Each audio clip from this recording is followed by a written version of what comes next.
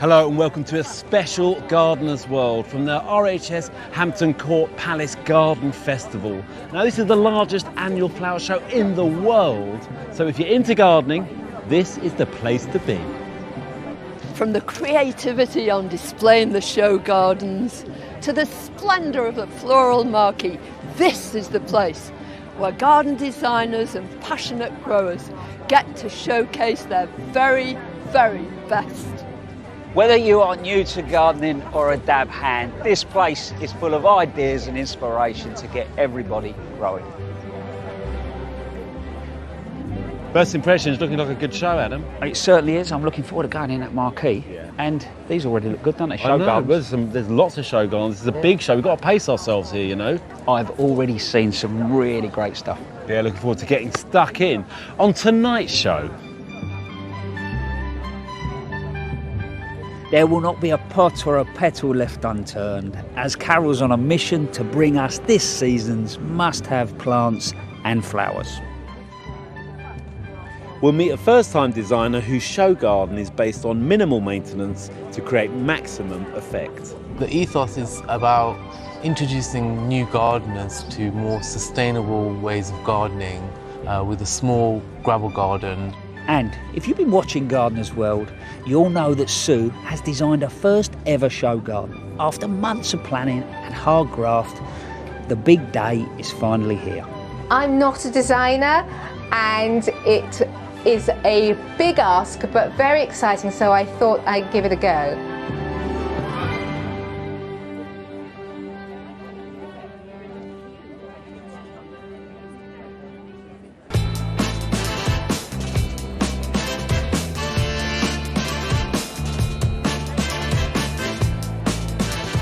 What I love about these shows is they give you an opportunity to see so many exciting plants. And no matter what your garden's like, no matter what the soil and situation, there are plants here that are going to suit you down to the ground.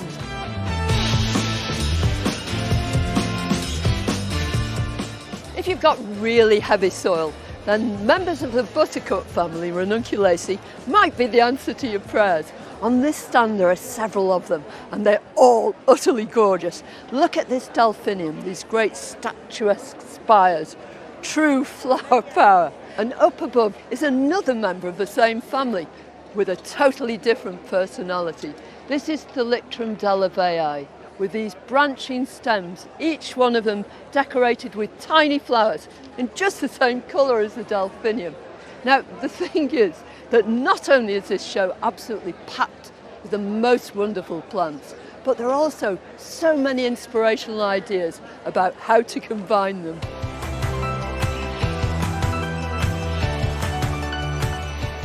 How about this for a stand absolutely brimming with goodies? Here's this hydrangea paniculata. It's called Wim's Red, and it's just glorious. With any hydrangea paniculata, if you want to make sure that you have strong stems with really big flowers, then you can go to town when it comes to pruning. Go right down towards the bottom, leave about this much, and then they'll produce these great big strong stems. But when it comes to this little salvia, this is a salvia called La Mancha. When these glorious flowers have finished, take your sharpest secateurs and cut just above the next leaf node, and that will make each stem branch out and be smothered in a second display of gorgeous flowers. You can do that right through the season, and why not take a few cuttings, just short lengths from shoots that aren't flowering, put them around the edge of a pot of gritty compost, and you've got new plants for the next spring.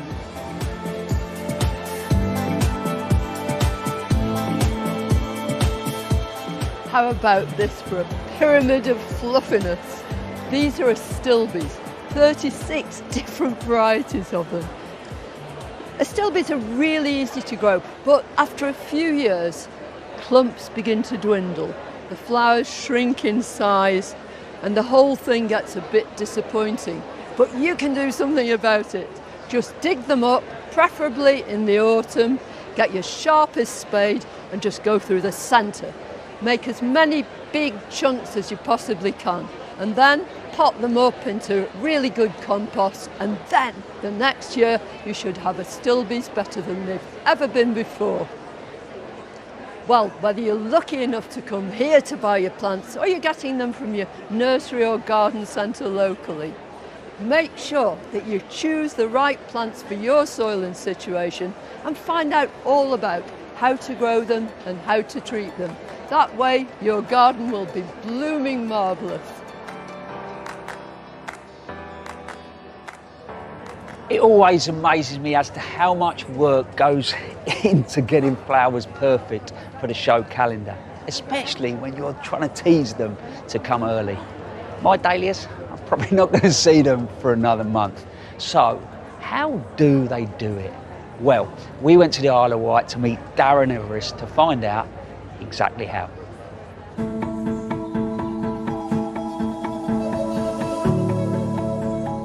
I fell in love with dahlias sort of when I was probably sort of 12 or 13, really. Started growing a few when I was sort of 13, 14, and I've never looked back since. I love the variety in the colours, the shapes, the sizes, the form. There's definitely a dahlia for everybody out there. It's my first time showing at Hampton Court, and it's my first time trying to get blooms out this early. So to get them out, I've had to grow them in the polytunnel to try and give myself a much better chance of having a decent cut. This year I've grown just under 3,500 plants. I've got a nice water lily dahlia, this one called Cameo, and it's a beautiful yellow, very pale yellow water lily dahlia. And they're called water lilies because it's as though they're sitting on a pond, and a very similar form to a water lily found on a pond. And then you've got this one, which is a miniature ball dahlia called Germander. It's a beautiful sort of salmony orange colour, probably the best miniature ball dahlia really there is on its day. This is a small decorative dahlia called Hapit Diane, and the reason they're called decorative dahlias is because they've got quite a broad sort of oval shape petal with a tiny little point at the very end of it. If they didn't have the point at the end, then they'd be a ball dahlia. I've got a lovely bright purple miniature cactus here called Western Buccaneer. It's an absolute cracking flower. It's a beautiful purple, and then further up I've got my medium semi-cactus, White Moonlight. The reason it's a semi-cactus is because the petals start off quite broad on the inside of the bloom and become quilled as they come out towards the tips. A straight cactus bloom, the quilling will happen much closer to the centre of the bloom. I've got some new ones that I haven't grown before. They're called fimbriated dahlias, and every petal on them is split at the ends. So they look very frilly, and they're getting more and more popular. They're beautiful flowers. They're sort of a medium size, so they're going to grow between 6 and 8 inches across. Got a few in bud, and I'm just hoping and praying that they come good at the right time.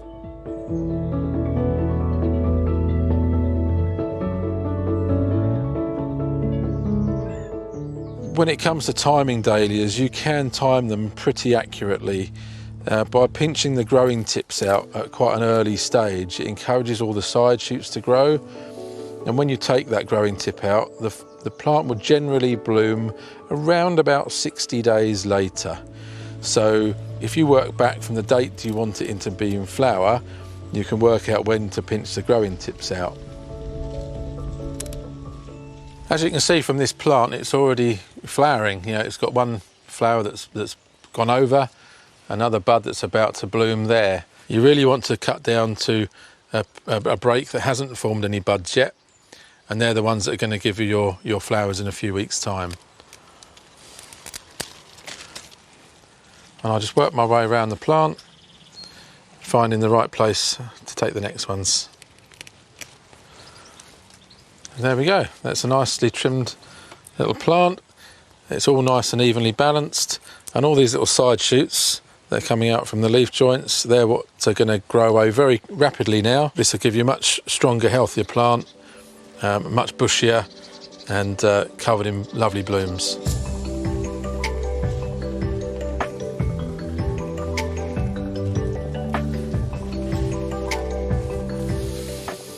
Right, this is how I'm going to display my flowers at Hampton Court this year. Now obviously floral foam has been banned for environmental reasons, so it's made me think outside the box, quite literally outside the box. So I'm going to trim this one up, pop it in there and just see how much I've got to take off. A bit of the stem off and just pop it back in. Let me just put hands underneath just to bring the petals forward a little bit. And there we go. If I can get all my blooms like that on the day, I'll be ever so pleased.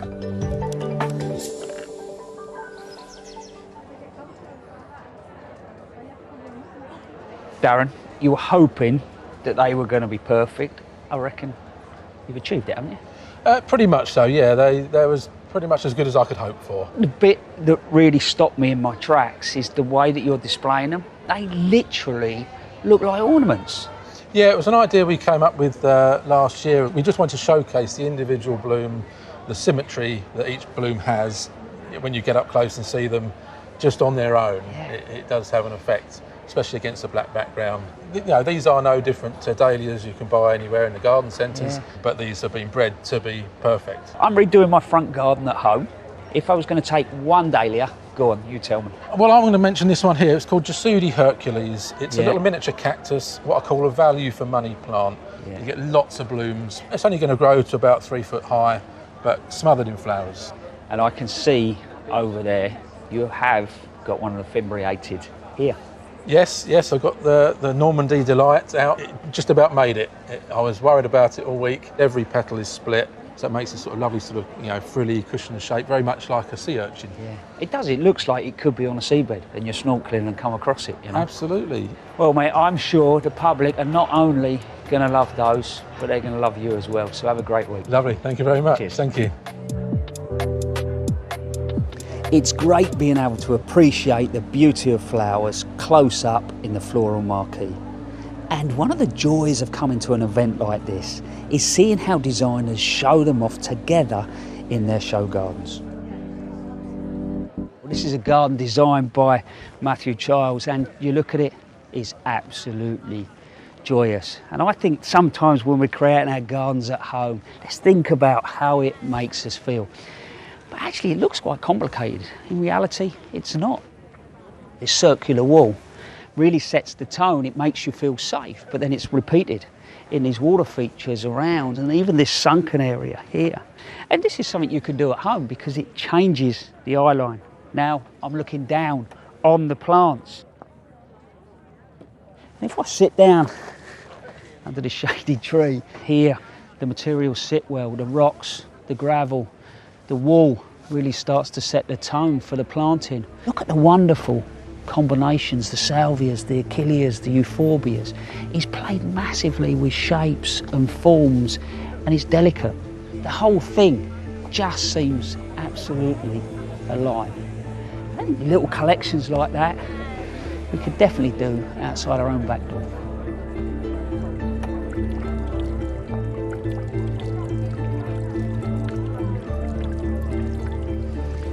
This garden is designed by Mark Gregory and it's not so much about mood, it looks at how we might future-proof our gardens. You're actually drawn in by this water feature, but it doesn't stop there. It's repeated, lower there and then up here. But here where he's taking us down into the ground where that water sits there, the planting, the Regersias, the hostas, the Hemerocallis, they suit those conditions. I love the way that he's layered the planting. You've got the trees that work their way through, and then you've got the shrubs. They're going to provide fantastic interest right throughout the season, but also great habitat. And then the herbaceous planting brings it alive through the summer months. Behind me, it feels slightly more Mediterranean. What will we plant on a dry, hot slope? So if you look over there at the myrtle and here, this Pittosporum behind me, they're plants as a 16-year-old I wouldn't have risked in my garden. Now they work well. What will we do in the future? I think for me, it's got to be all about diversity.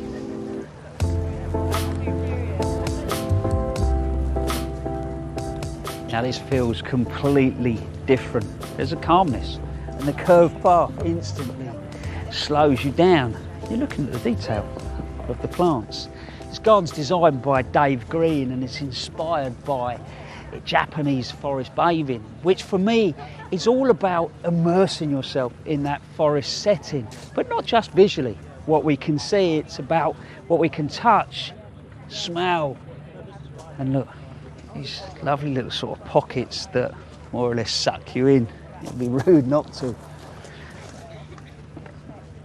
It's interesting, isn't it, when we look at planting, we can be a little bit fearful about shade, but here Dave's just really engaged in it and he's gone for it. So maybe we shouldn't be quite so obsessed as to how much colour we can add to our garden. Think about how many leaf shapes you can add to yours.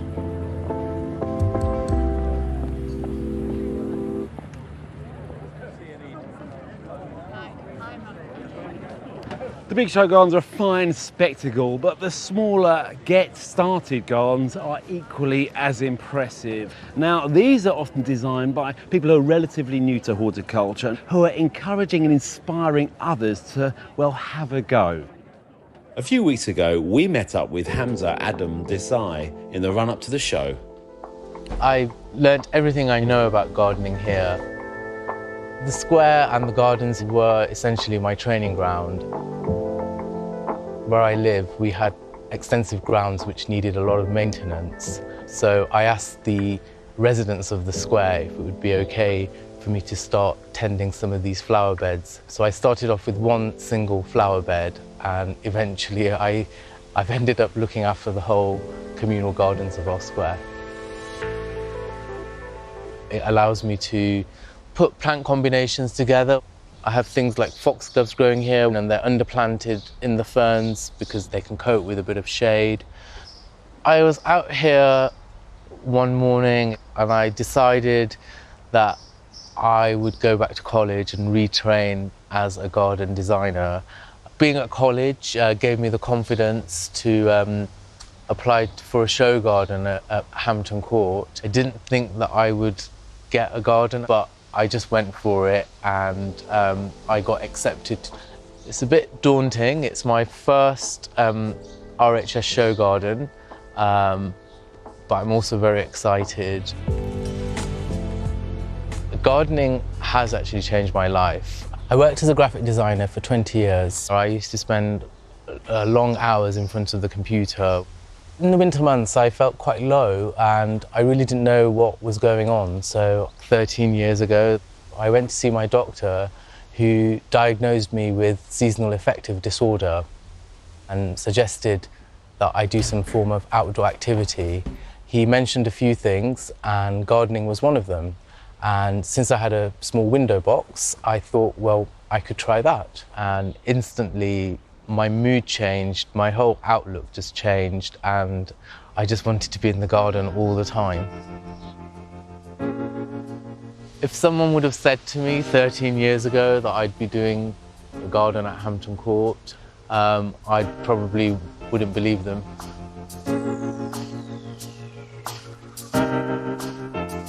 So my garden is called Turfed Out, and the ethos is about introducing new gardeners to more sustainable ways of gardening with a small gravel garden with also some herbaceous borders to show how all these plants, drought-tolerant plants, can work in these two growing environments.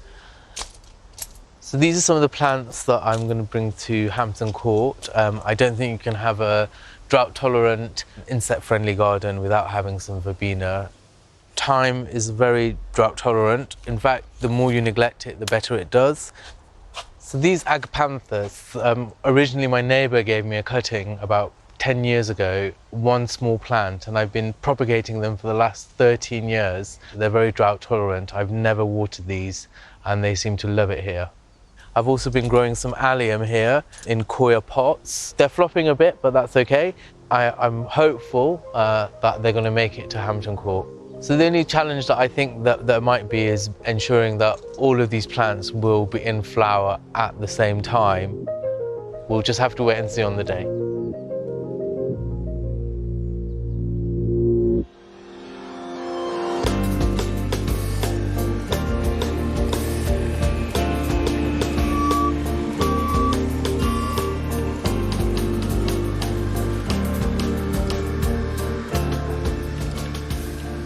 Finally at Hampton Court, so exciting to be here.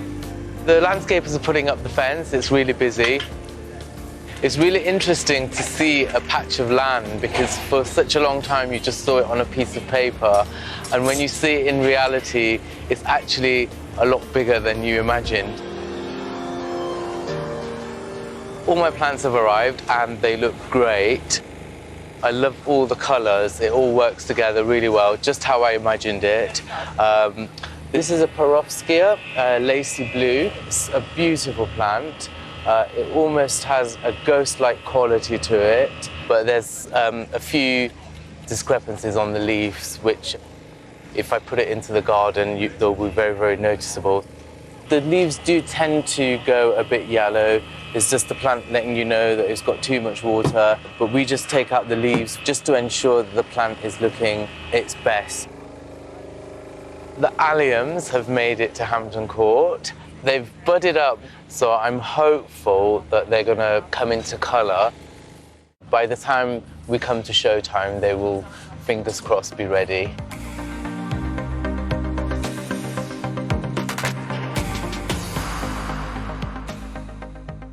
So these are the gabion baskets for my bug hotel. I'm going to fill it all with all these different logs, like that, and it's going to be a wonderful home for all those insects. I'm hoping that when people visit my garden that they'll be inspired, they'll take ideas away and create some of the planting in their own garden and hopefully start their own process towards sustainable drought-tolerant planting.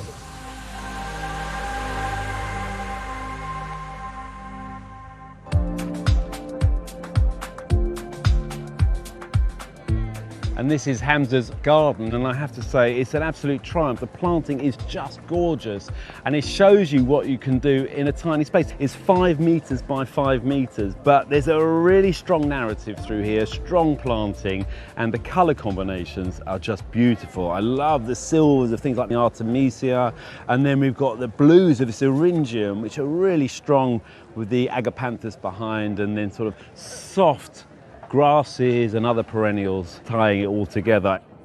But it's the spacing of the plants that I like, and it feels as if they've just self-seeded, they've jumped out of the flower beds and into the gravel, and they're just doing their own thing, which works beautifully. But as an idea, you know, imagine this was a garden backing onto a house. You've got the house there and the garden here. Well, often people sort of have the garden separated away from their house.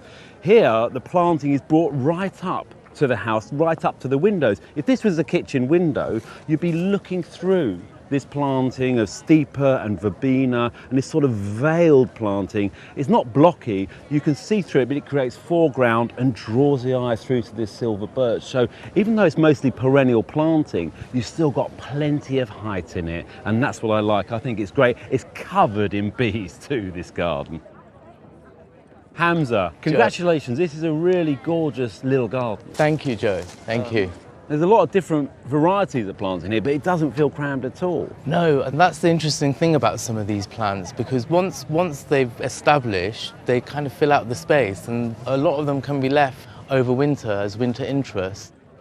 The gravel garden planting acts as a backdrop to some of the herbaceous plantings, so you don't need to have that many plants. So you want to encourage people in new build houses to do something like this? Yeah, if you've purchased a new build home and you don't know what to do, they're pretty much identikit gardens, big expanse of lawn, a waste of water, just watering it. Lose the lawn. Lose the lawn. I'm with you. And replace it with a simple gravel garden, and you can't go wrong. What medal did you get? I got a silver medal. Well, congratulations. I'm super chuffed. It's my first show garden, yeah, so it's a wonderful achievement. Yeah. Is this garden going to live on after the show? It is, Joe. It's going to a primary school in Hackney, so the children can enjoy the plants, learn about sustainability, nature, so it's going to live on. Inspired by this garden. Yeah. And Hackney, that's where I come from. That's where I come from too. It's an inner city area. Yes. It shows you what you can do in the city. Absolutely. Well done. Thank you. Enjoy the rest of the show. Thank you, Joe. Thank you.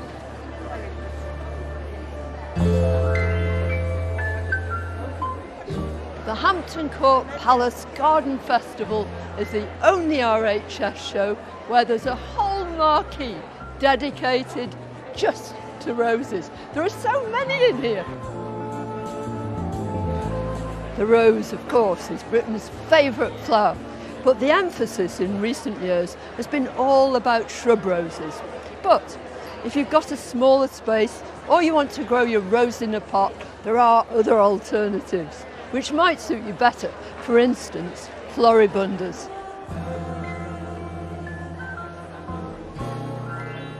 Now, floribunda just means loads of flowers, and many of them are single. Now, the great thing about single roses is that all the anthers are absolutely full of pollen, so pollinating insects can get right in there and feast to their heart's delight. I'm particularly fond of the colouring in this. Just look at that. Each petal changes gradually as it opens. Now, when they've finished flowering, just deadhead them, and they'll give you flowers right the way through till the autumn. Really simple. Suppose that head is completely finished. Don't just take each one of those off, but cut down to a lower leaf node, and that will produce more flowering shoots too. If you are growing in a pot, choose the biggest pot you can and make sure it's absolutely packed with compost that contains lots and lots of loam, soil in other words, because that will go on feeding your roses for ages. You can give them a feed every couple of weeks all the way through the summer. Liquid feeds are good, and organic seaweed feed is absolutely ideal. It'll give your roses just what they need to keep them blooming. I don't know which one I like best really. So this is Birthday Girl, this is Eye of the Tiger, and this one, although I shouldn't show you really, is for your eyes only. You having a good day, Adam? I'm having a fantastic day, my friend. I have met a man that displays his dahlias on little black boxes. Okay. And seriously, they look absolutely brilliant. They stop you in your tracks and you really appreciate the detail of those flowers. I'll have to seek them out. It sounds great. Yeah. I mean, it's just such a beautiful setting, Hampton Court, isn't it? I mean, it's a huge show. Your legs know about it by the end of the day. They do. But, you know, it's not just gardening here. There's food and there's music. It's got that festival vibe. They've sort of opened it up, I think. I don't think you need to be a gardener to have a great day out of this show. Yeah, absolutely. Well, there's so much more to see. Still to come. We visit an urban community allotment group, bringing a whole new meaning to the concept of container gardening. And you can see we grow in skips. This whole site used to be a car park, so there is concrete underneath us. We meet the nursery owners who have been selected as this year's prestigious Master Growers. It's made this show slightly more relaxing, hasn't it? Knowing that we're going to have... Relaxing? And finally, I'll be catching up with Sue in her first ever show garden.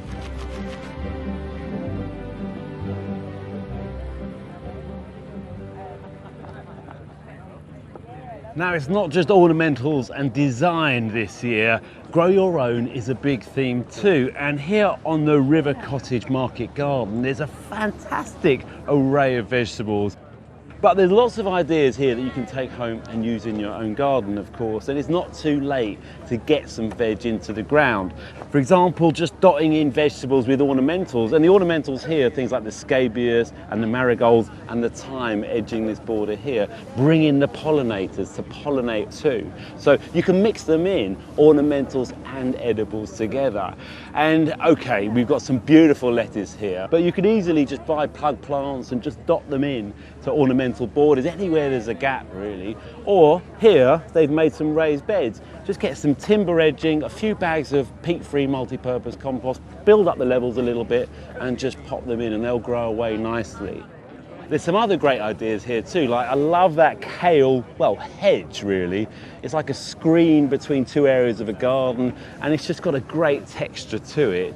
And over there, there's some beetroot, and they're perfect examples as well, but it's not too late just to sow a few beetroot, and as they come up, you can eat the leaves as well as the vegetable themselves. So it might look really fancy, but there's just loads of ideas that you can do right now. In fact, it makes me want to get home and just get gardening. Now we visited one of the community allotment groups as they got show ready, preparing their garden called the Story Garden to bring to the show. Now I don't want to give the ending away, but the moral of the story is you can grow anywhere.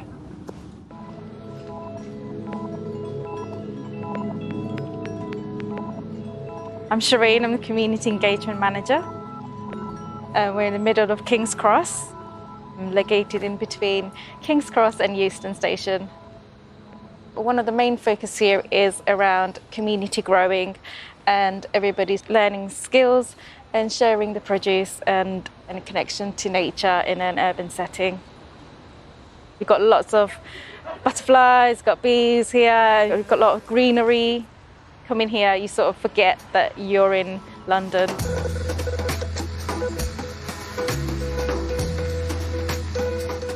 So we've got lots of perennials growing in this section. Behind me we have the fruit, and then we grow a lot of food that goes to different projects and also to the food bank. Here we've got our community growers beds. There's 24 in total. 75 people grow on them, and they are kind of used like allotments. So people are able to grow their own food when they don't have access to garden or balcony space, and then they can take it away with them to cook and eat at home.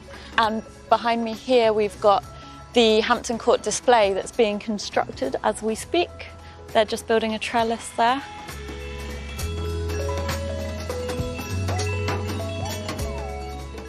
Everything here is grown in a container, partly because this whole site used to be a car park, so there is concrete underneath us. We're working a lot with the local community, making raised beds, and you can see we grow in skips. The idea is that they can be transported in skip lorries to new spaces. This is amaranth. It's a popular crop in the Bangladeshi community, and you can eat the leaves, but you can also wait until it flowers. It has these beautiful, vibrant flowers. And actually, I think these ones, they seed really easily by themselves. And I think something else was maybe meant to be planted in here, but they've overtaken them. So these are actually, they're technically weeds.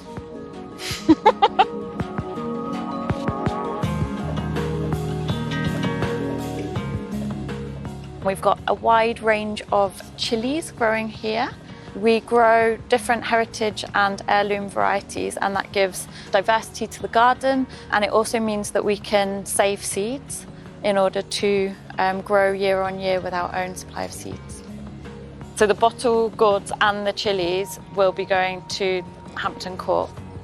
I'm not sure how well they'll do outside. It really depends on the British climate this summer. But yeah, we'll grow some indoors and some outdoors so that we at least have some fruits.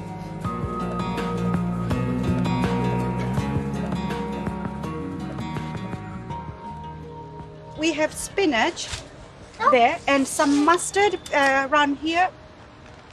Well, these vegetables are from India and Bangladesh. The mustard, they will grow really tall. They'll go up to maybe this height, right? And then the flower becomes like really yellow, bright yellow flowers. And then we eat the leaves and we eat the flowers as well. It's very, very tasty. And the seeds as well, because the seeds are, actually this is a mustard, I think. And the seeds, we can take the seeds out and we use them in a lot of our spices when you're cooking curry and things like that. I've never been to Hampton Court, to be honest with you, so yeah, looking forward to it. I can't wait. I'll be very proud to take things from here to show people. I don't know if many people know about this mustard and things like that we can grow here. So yeah.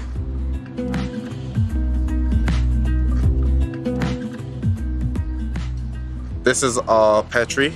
We have quite a few, and we're hoping to take this one in particular. With most fruit trees, we get insects that bite them. We have diseases that make the leaves die back. And so we take them off, just cutting back anything that we think won't be beneficial. But we try and keep as many of the leaves as possible, just so that photosynthesis works naturally. The wood chip helps retain moisture, which is very beneficial. It holds all the nutrients and stuff. And then eventually it will break down, which adds more nutrients to the soil.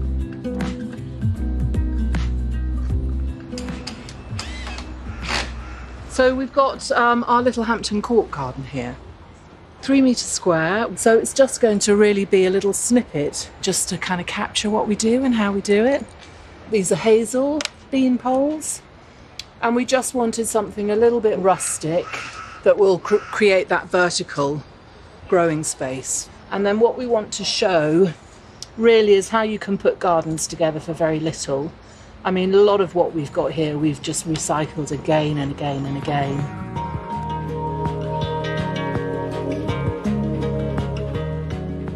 The growers are really excited. We are really happy that we get to sort of take elements from the community and to have that present. I think it'd be great. I think it'll be really rewarding to see that, you know, what happens here, this mobile space that, you know, we can take it to Hampton Court, but then we can bring it back here. It's going to get sort of distributed back into the community. Something I think a lot of the growers haven't experienced before. So I myself have never been to a flower show before, so for me it's a new thing as well to be able to go and to be part of it. I'm really excited to be there.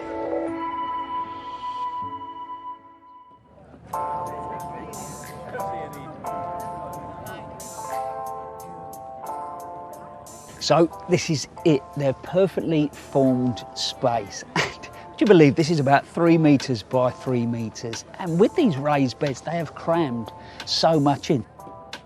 There's 2 apple trees, tomatoes, then you've got chard down there. Over there, you've got the flowers like borage and things like that. I think it proves that you don't need a lot of space to grow vegetables. But what I also think is great is just those vegetables can bring a community together. And that's what it feels like down here, the allotments. But also the place is rammed full of ideas, and I'm busy creating my veg garden at home, so I want to see what I can find.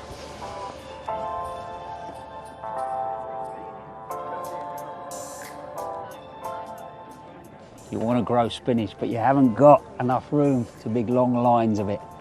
Look at that, climbing spinach. That will take you right through the summer months. Cracking, isn't it? Can you see that? Just there. It's a cucamelon. It's sort of cucumbery with a touch of lime. That's the final taste of it. You pick them about the size of olives. You keep picking them and it will keep flowering and producing right through to September. So not only will that put a smile on your face, they'll also dress a salad.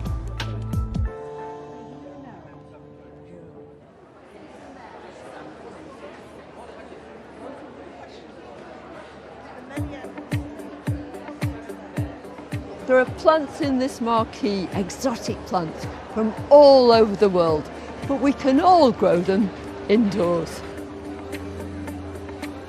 And this has to be one of my favourite exhibits. You imagine straight away you're in the middle of the rainforest. These are bromeliads, and most of them have this inflorescence. This one is Atmea del Mar. Isn't it gorgeous? But how do you grow them and what makes them happy? Well, just as they're displayed here, in their natural home they're epiphytic. In other words, they hang on to tree limbs. But you're probably going to grow them in a pot. In that case, the root system changes slightly, it becomes adventitious, and the plant will actually take in just a small percentage of its water and nutrient through those roots. And you do that simply by watering them into the centre here. And you need to do it fairly regularly. But whichever you choose, aren't they just marvellous?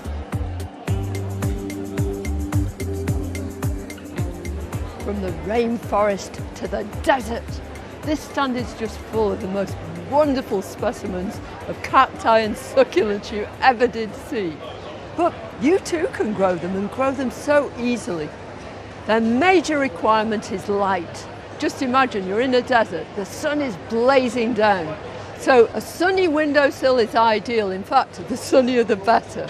But when it comes to water, these plants hardly need any at all. Over the winter, they go into a slight dormancy. So you just need to give them a little dribble occasionally.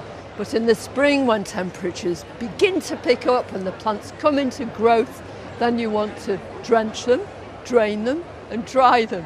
Just make sure that the compost is completely soaked in water. They'll absolutely love it, and you can do that about once a month.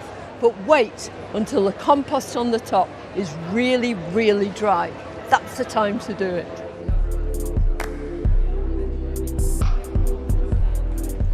Back to tropical climes. Just look at this wondrous display. There are orchids here from all over the world. A lot of them are really, really difficult to grow, but a few of them are really straightforward. This is a Vanda orchid. It's called exotic purple, and it truly is exotic. Look at those luscious flowers with these velvety petals and these beautiful markings. And look, it doesn't even need any soil at all. All it needs is for you to occasionally spray it. Very best place to keep it is probably in your bathroom. And the great thing is, this will keep on growing upwards and upwards, but whilst it's doing it, it's making all these little offsets all down the stem. And when you see that one of these has roots of its own, you can actually detach them with a very sharp knife and give them an independent existence. And at that stage, you can hang it up alongside your mother plant all along the shower rail. Wouldn't it look absolutely gorgeous?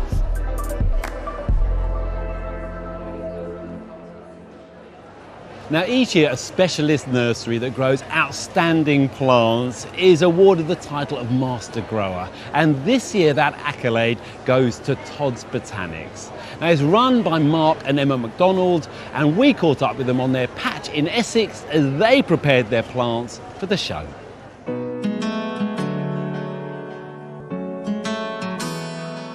We grow a huge range of plants. The season normally starts with bearded irises, which we've always traditionally grown for Chelsea, and then we grow all sorts from salvias and bananas, cannas, dahlias, olives. Whatever takes our fancy. Yeah. We only grow things we like, really. Yeah. Yeah. There's no point doing it otherwise. Yeah. Mark's a complete workaholic, doesn't know when to switch off, but when it comes to who does the most weeding and stuff on the ground... Well, I've got a bad back. Yeah, he's got a good excuse.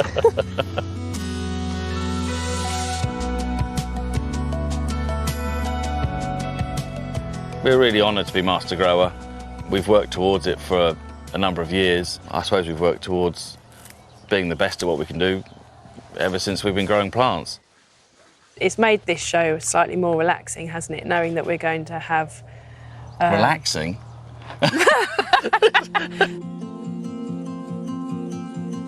So it really is a lot of plants. Yeah.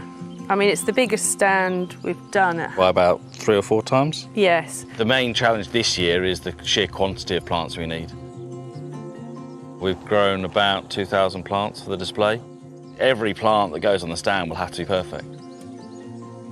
So what were you thinking in this pot? Canna? Cleopatra? I think they'll definitely be in flower. I love growing the cannas. You go from nothing in the winter and then suddenly get this explosion of growth, and when they get going you get these huge colourful leaves. This is Canna Annii, and it's a really elegant one, long elongated leaves. It's an absolute beast, it's just such a cool plant. All this growth in the last 2 months. We're actually going to lift a section of this bed to take up with us. I'm not quite sure how we're going to do that yet, but we'll see. The main thing to be careful with cannas is at the start of the season when they're just waking up, they don't want to be too wet then. Particularly in a pot, they can sulk and then they sit there and don't really do anything. So water well, but then let them dry out in between waterings.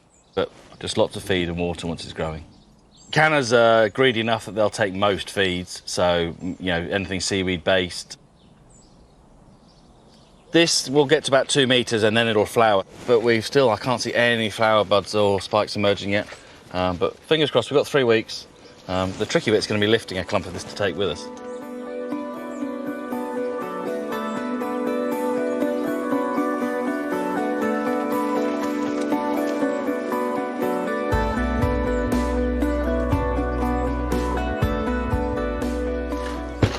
So this is Canna Durban, which is absolutely one of my favourite plants. It's just got these amazing leaves. When the sun's coming through them, You just get a different view of it every time you see it. It's just the colours through it are fantastic. And it has a beautiful orange flower as well that towers above it. So calendars aren't fully hardy plants. In theory, you should lift them like a dahlia tuber and dry store them. There's a rhizome in here, and that's the bit you want to protect, because all this will die to nothing in the winter. We find we get about 90% of our plants come through by leaving them outside. But one of the things we can do to help our numbers is we can divide the plants up, make more plants, which means you've got more chances of successes in the winter. See lots of nice fresh roots. So let's break this root ball down a bit, which is a bit brutal, but it'll cope with it. If you want them for your garden, you want to have nice, good-sized clumps. So I'll probably only split this once more here. So then we'll make one clump there, one clump here. So let's see if we can get a knife in there.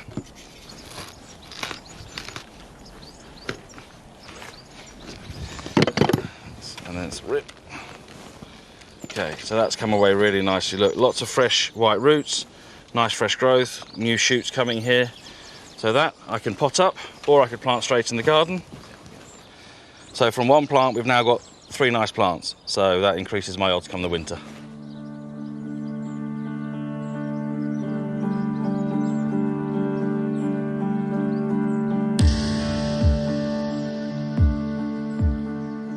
Here we've got our grasses that we grow on mainly for the displays actually.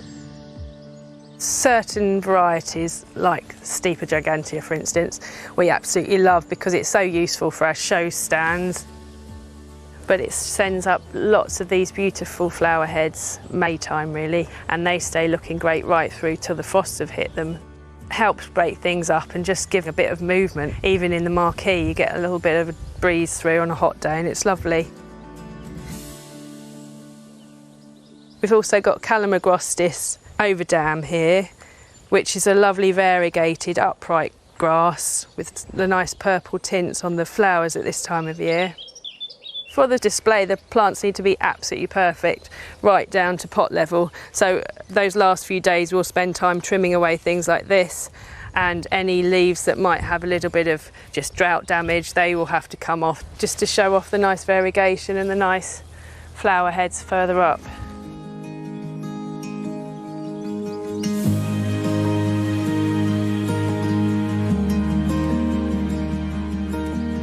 We want people to take away ideas that they can use in their garden. That's how we try and do our displays. They literally could take those 6 plant combinations and put them together. Because we just feel like it shows them all off in a nicer way, in a more realistic way for people to take away and plant at home. Gardening is not that difficult if you just put the right plants in. And look after them. Yeah.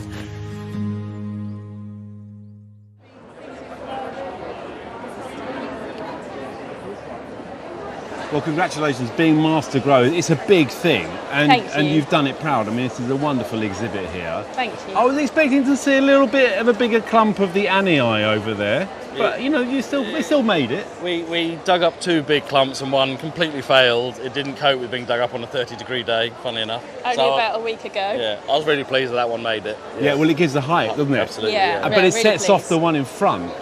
That is absolutely stunning, that foliage. Yeah, fantastic. Yeah, Tropicana Black, it's brilliant. Lovely dark colour, lovely flower. It's a really good goer.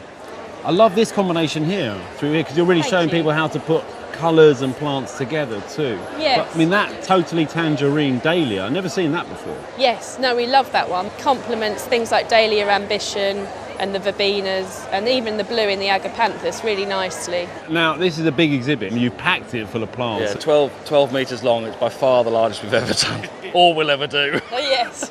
Just for the display, we grew a couple of thousand, and 3 weeks ago we had 4 flowers on the nursery. We've had some terrible cold nights, really slow growth, so it's been a really tricky growing season. And we brought 3 van loads of plants up thinking that's about a van load too much, and we used every single plant. Well, congratulations, it looks great. People are absolutely loving it. Fantastic, Well thank you. done. Thank you very much.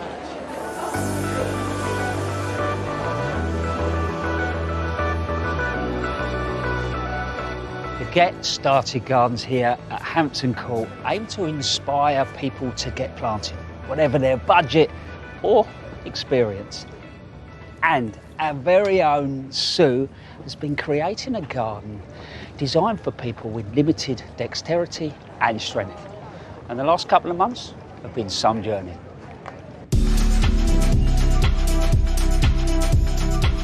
Since accepting the challenge of building a garden for the Hampton Court Palace Garden Festival, it's been a whirlwind.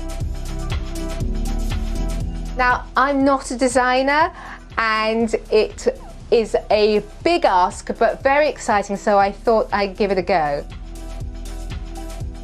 Now, my garden is called Knolling with Daisies. Knolling is a term that means placing things at right angles and parallel lines to each other. My feature wall has lots of right angles and parallel lines in, and within the floor I'm putting strips of Erigeron daisies running at parallel lines and crossing each other at right angles. Building this garden has been very much a juggling act. Having played with the design a little bit, I'm also moving forward with the construction element of my garden. I'm getting lots of help from Pembrokeshire Council, who run a social enterprise employing disabled people. I've got my wood cut, and I wanted to bring a bit of colour and interest into the wood fence, and I thought I would juice some vegetables and see if I could make plant dyes. And I am worried that the judges might not like it, but it's something that I want to do, and I enjoy the creativity of it. And of course, there's the plants. Daisies are central to my design, and I'm lucky enough to have a nurseryman to grow most of them for me. I've been a nervous wreck for weeks, absolutely weeks. How do you feel? I'd be well pleased if that's what my garden looked like at Hampton.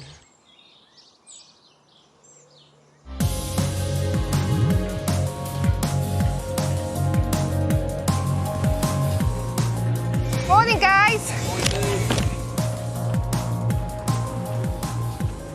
So I've arrived at the garden and it's looking really good, and it's actually coming to life, which, you know, is a real treat to be able to do this. The walls were the first thing to go in, and they're looking a bit bare at the moment, but once they've got plants in front of them, they're going to look great. I'm pleased with the beetroot in this wall, but the turmeric, which is yellow, I think we made too much of a diluted mix, so I'm going to make a stronger mix. But the green's completely disappeared, and I think it needs more coats to really bring it up and stand out.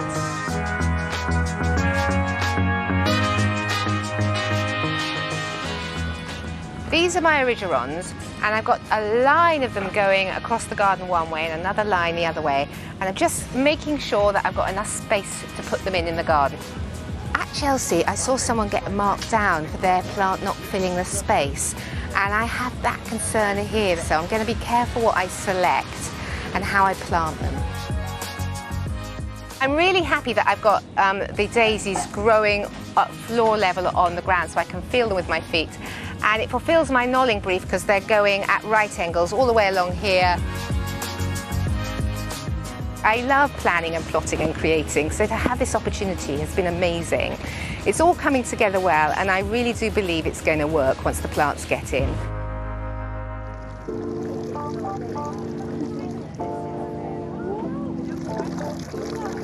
First thing I've got to ask you, designer to a designer, have you enjoyed it? I have enjoyed it a lot, actually. The build especially. Yeah. Seeing it all come together, I've really enjoyed that, step by step, building up this thing, and it's been good. Where did that first inkling of an idea come? Maybe at 4 o'clock in the morning? It was at 4 o'clock in the morning, and it was, what do I like to do? What do I need to do in my garden? I need to lie down and sit down, but I need to do both in a small space. And also I thought, what if I didn't have anybody to help me? So I went from there, and how would I create a garden? So a garden that didn't need electric tools, that didn't need hedge cutters, that didn't need mowing, that I could manage all the plants, because so they all have to be soft and perennial, and the thornless rose, because I had to get so close. Apple trees that were not big trees, but I could get right up and close and personal to everything. So that's how it all started. And then when you started to sort of put it together, you know, what did you want it to feel a certain way? You know, that creation process. Yeah, I wanted it to feel, you know, I'm busy and jolly, and I wanted it to be busy and jolly and to reflect me. I really wanted herbs, I wanted fruit, because I wanted to get in there and eat things and make tea.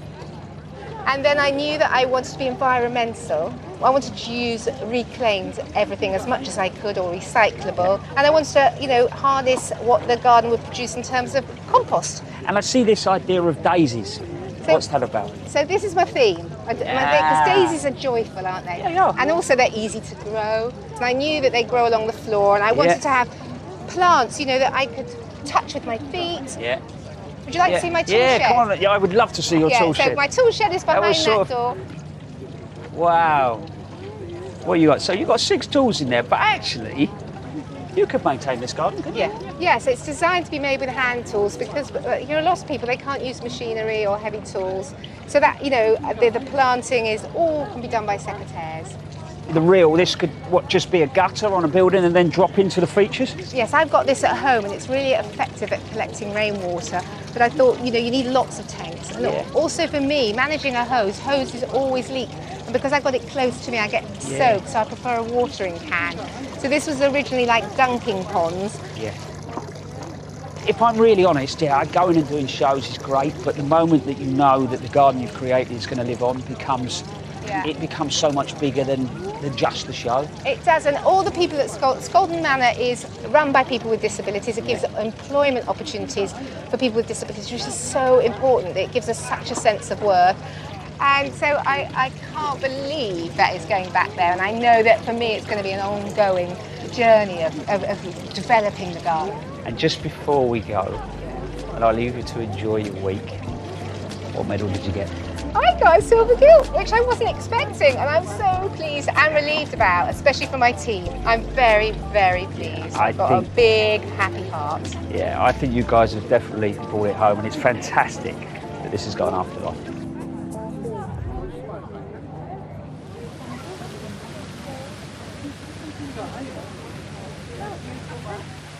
Well, it's been a great day, hasn't it? I've had a lovely day. Yeah, brilliant. One thing I've seen, I know you saw it earlier, was the forest bathing garden, because it all got really hot and there's people, you know, everywhere, and I thought I need somewhere to chill out, and I just walked through there. It cooled me down, and also just being surrounded by sort of dappled shade and greenery, absolutely beautiful. Yeah, you can more or less feel your heart rate just coming down. Slow down. Yeah. How about you? Have you seen something special? I have.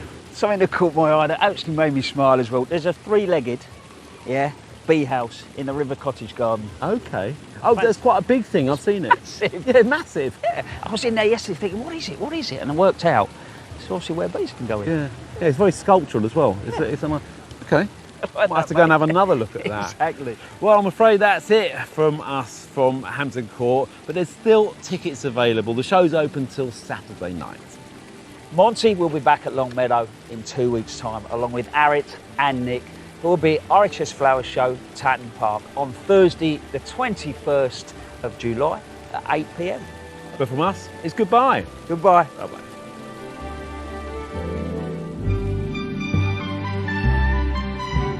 From dolphins to red squirrels, explore Wales's biggest islands by land and by sea, Yellow's Anglesey on iPlayer. And discovering the importance of movement and getting outside, take a listen to the new Joe Wicks podcast on BBC Sounds now.